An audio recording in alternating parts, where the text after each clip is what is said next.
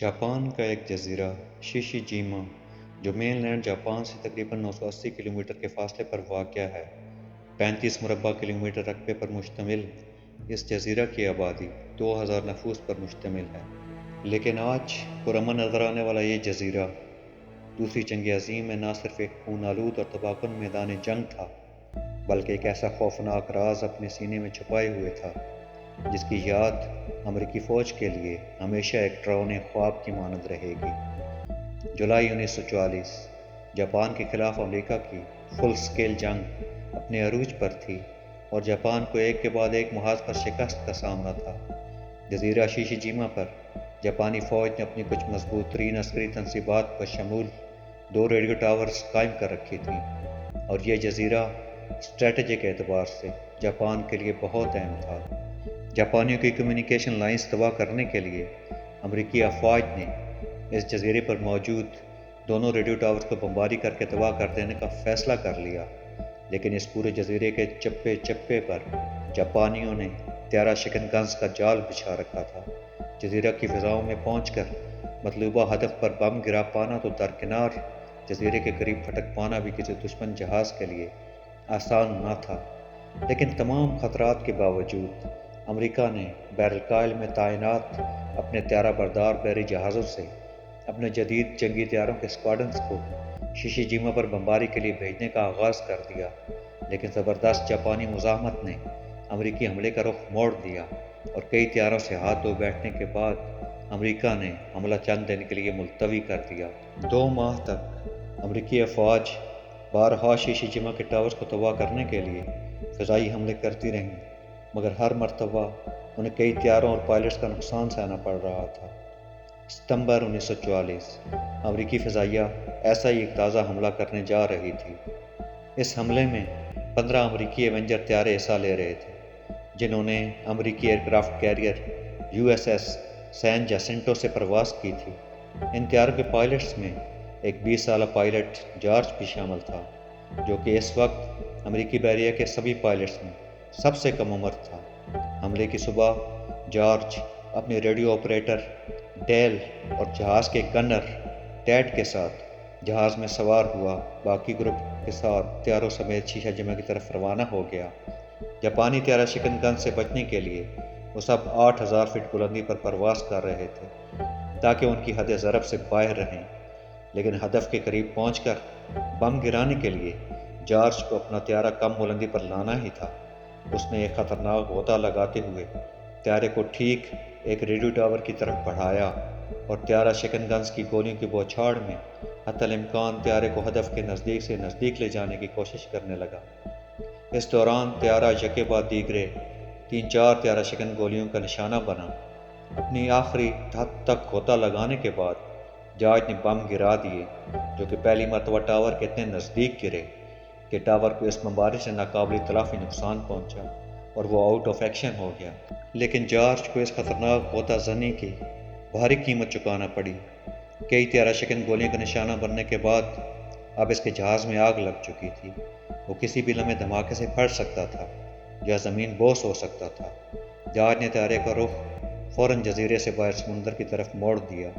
وہ سمندر میں پہنچ کر ایجیکٹ کرنا چاہتا تھا اور اس بات کو یقینی بنا رہا تھا کہ ایجیکٹ کرنے سے قبل جزیرے سے زیادہ دور جا چکا ہو، کیونکہ وہ جانتا تھا کہ ایسے کسی بھی معاملے میں جاپانی فوج سمندر میں نزدیک ایجیکٹ کرنے والوں کو جا کر سمندر میں ہی گرفتار کر لیا کرتی تھی، اور وہ کسی قیمت پر بھی زندہ جاپانیوں کے ہتھے نہیں لگنا چاہتا تھا۔ تباہ ہوتا طیارہ اب تیزی سے نیچے کی جانب جاتا جا رہا تھا اور سمندر گرد ہونے سے قبل ان تینوں کا ایجیکٹ کر جانا ضروری تھا، اور پھر جارج نے ایجیکٹ کر دیا۔ پیراشوٹ کی مدد سے سمندر میں اترنے کے بعد اس نے خود کو پیراشوٹ سے نجات دلائی۔ اس نے دیکھا کہ کچھ فاصلے پر طیارے کا لائف رافٹ سمندر میں تیر رہا ہے، جو کہ یقیناً اس کے ساتھیوں میں سے کسی نے ایجیکٹ کرنے سے قبل خود ہی طیارے سے گرا دیا تھا تاکہ کھلے سمندر میں وہ ڈوبنے یا سردی سے ٹھٹرنے سے بچ جائیں۔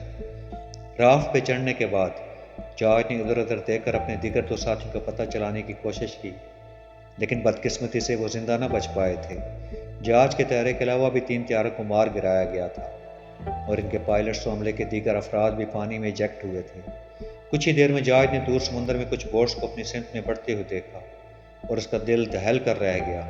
وہ سمجھ گیا تھا کہ یہ جاپانی ہیں جو سمندر میں گرائے گئے طیارے کے عملے کو گرفتار کرنے کے لیے آ رہے ہیں۔ جارج اپنے ہاتھوں کو چپو کی طرح چلا کر پوری قوت سے رافٹ کو دھکیلنے لگا تاکہ رافٹ جتنا ممکن ہو جاپانیوں کے حد ضرب سے باہر جا سکے، لیکن ہاتھوں سے چلائے جا رہے رافٹ اور موٹر بوٹس کی رفتار کا کیا موازنہ۔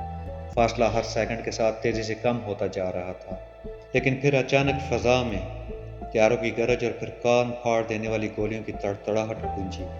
یہ تازہ دم امریکی طیارے تھے جو اپنی مشین گنز کی مدد سے جاپانی کشتیوں کو نشانہ بنا رہے تھے۔ جلدی بچی کھچی جاپانی کشتیاں تیزی سے واپس جزیرے کی طرف بھاگ رہی تھیں۔ جارج کی جان بچ گئی، لیکن اسے اس بات کی کوئی تصدیق نہ تھی کہ آیا ان طیاروں پر کسی نے سمندر میں اس کا رافٹ دیکھا بھی تھا یا نہیں۔ اگر کسی نے اسے نہیں دیکھا تو گویا کوئی اسے بچانے نہیں آئے گا۔ جارج پھر سے ہاتھوں کی مدد سے رافٹ کو دھکیلنے لگا تاکہ جزیرے سے زیادہ دور جا سکے۔ شام تک اس کے بازو بری طرح شل ہو چکے تھے، اس کا جسم درد کرنے لگا تھا اور اس کے اعصاب ٹوٹنے کو تھے، لیکن دور دور تک کسی امریکی کشتی کا کوئی نام و نشان تک نہ تھا۔ پھر اچانک اسے اپنے نزدیک پانی میں ہلچل محسوس ہوئی۔ اس نے دیکھا کہ پانی سے کوئی چیز باہر نکل رہی ہے۔ یہ ایک پیریسکوپ تھا، اور پھر جب وہ آبدوز سمندر کی سطح پر ابھری تو یہ دیکھ کے جارج پھر سے جی اٹھا کہ وہ ایک امریکی آبدوز تھی۔ جارج کو رافٹ سے آبدوز میں پہنچا دیا گیا اور اس کی جان بچ گئی۔ گویا یہ کہانی ایک خوشگوار طریقے سے انجام پذیر ہو گئی۔ لیکن پانی میں کودنے والے باقی پائلٹس اور عملے کے دیگر افراد اتنے خوش قسمت نہ تھے۔ ان میں سے 8 امریکیوں کو جاپانیوں نے گرفتار کر لیا اور اپنے ساتھ ان بوٹس پر واپس شیشی جیما لے گئے۔ ان کے نام بلہوف، بریڈی، جیمز، فرائزل، مارول، فلائٹ اور سیکنڈ فلائٹ اور ارل تھے۔ انہیں لا کر جزیرے میں واقع جنگی قید خانے میں ڈال دیا گیا۔ اس کے بعد جو کچھ ہوا وہ اتنا بھیانک تھا کہ امریکی حکومت نے یہ راز 2004 تک پوری دنیا سے چھپائے رکھا۔ اپنے قیمتی اور اہم ترین کمیونیکیشن ٹاورز کی تباہی پر جاپانی غصے، نفرت اور انتقام کی آگ میں جل بھن رہے تھے، اور ان کا افسر تھا لیفٹیننٹ جنرل یوشیو۔ یہ درندہ صفت شخص ایک نفسیاتی مریض تھا جو پہلے ہی قیدیوں پر بدترین اور وحشیانہ تشدد کے معاملے میں بدنام تھا، اور اس واقعے کے بعد تو اس کا غصہ آسمان کو چھو رہا تھا۔ اس نے اپنے سپاہیوں کو ایک قیدی کو اس حد تک مارنے پیٹنے کا حکم دیا کہ وہ قریب المرگ ہو جائے، اور پھر اس کا سر قلم کرنے کے بعد اسے پکانے کا حکم دیا اور اس کا گوشت خود کھانے کے علاوہ اپنے سپاہیوں کو بھی کھلایا۔ دیگر 3 قیدیوں پر بھی زندہ حالت میں بدترین تشدد کرنے کے بعد انہیں یوں ہی پکا کر کھایا گیا، یہاں تک کہ آخری 4 قیدیوں پر تو اس سے بھی بھیانک ظلم کیا گیا۔ انہیں زندہ رکھ کر ان کے اعضاء کو کاٹ کر پکا لیا جاتا تھا اور زخم کی جگہ پر بینڈیج کر دی جاتی تھی تاکہ خون بہنے سے وہ مر نہ جائیں، یہاں تک کہ آخری حد تک زندہ حالت میں رکھ کر ایسا سلوک کرنے کے بعد انہیں ختم کیا جاتا تھا۔ یہ سب درندگی اور آدم خوری 1 ماہ سے بھی زیادہ عرصے جاری رہی، اور ہر سپاہی کا قتل، پکوائی اور اسے کھانے کا کام اس کے دیگر زندہ ساتھیوں کی نظروں کے سامنے کیا جاتا تھا۔